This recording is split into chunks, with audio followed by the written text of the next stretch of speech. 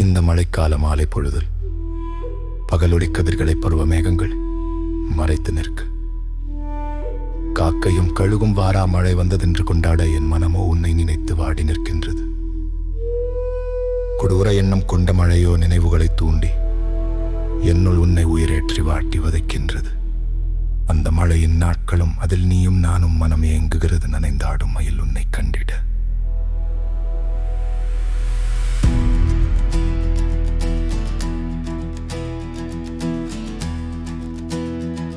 இந்த வலுவிழந்த மேகங்கள் விலகிக் கொள்ள மறுக்கின்றன.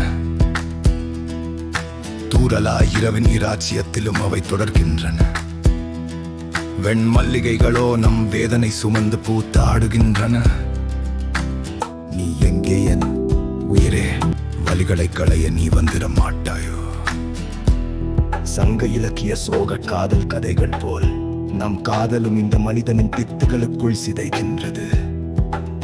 நம் காதல் தடுக்க இவர்களின் சாதியும் மதமும் யாரடி?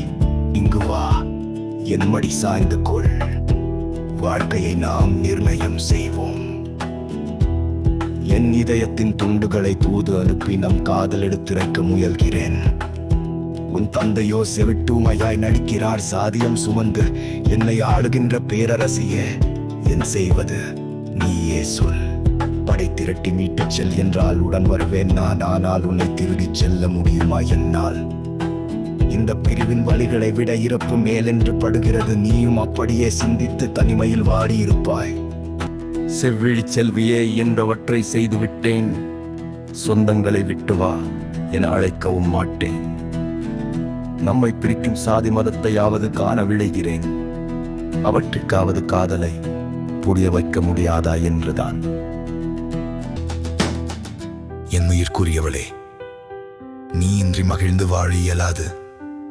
உன்னை பிரிந்துதான் செல்ல வேண்டும் எனில் மண்டையோடுகளை எட்டிக்கையாய் அணிந்து சாம்பல் பூசி சிவத்தவம் அடைந்து சித்தனாய் தெரிவேன் நான்.